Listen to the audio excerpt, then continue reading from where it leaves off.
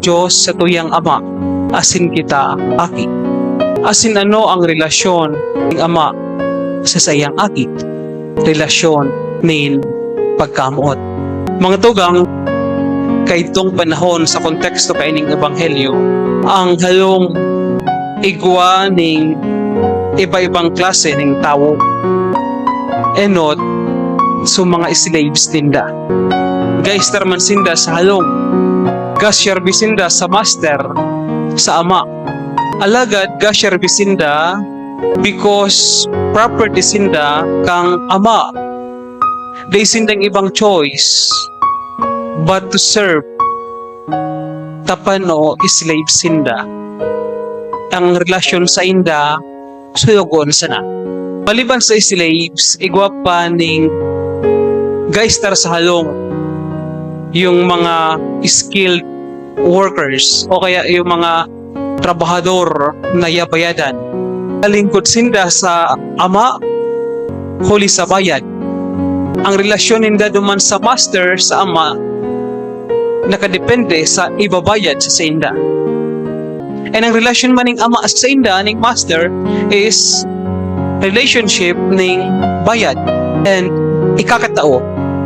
And pangtulo na kaibahan ng ama sa halong ang sa iyang aki. Ang sa iyang aki yaon sa halong kasunod galingkod sa inya huli sa pagkamuot. And ang relasyon man ng ama sa iyang aki serban sa inya not because ta slave siya, not because of sweldo, but because of love. And kita man ang relasyon ta sa ama sa Diyos, relasyon ning ama asin aki.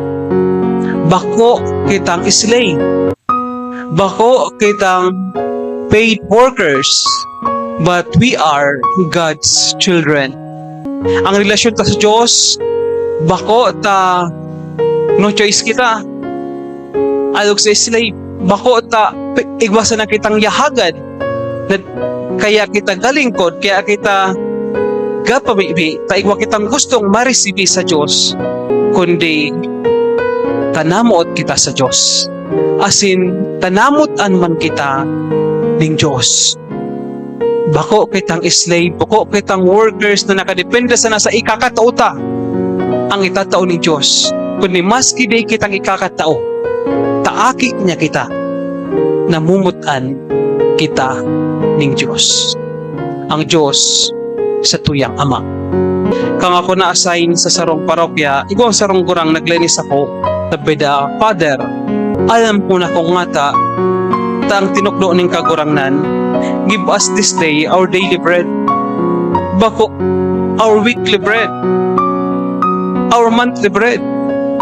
Teko nga ta, aber, sabi niya, paano, basta ko yung makuapo, ulo ay daw, gapunta sa ko, gagad ning imo, kainog mako, gusto ko kaibahan siya, ulo ay daw, kaistoryahan siya, ulo ay daw. Pagyatawan ko ning biyo, parik siya sa kuya, pakalipas pinang ay daw. Kaya siguro, Father, tinuklo ning kagurangnan, give us this day our daily bread. Tanganing ulo ay daw, malani ako sa inya, madulok ako sa inya, siring sa sakong makuapo na nakakapaugma sa sako, tagalambing, pano ning pagkamot sa sako, ulo ay daw. Alog pen siguro ka ini, Father, sabi niya.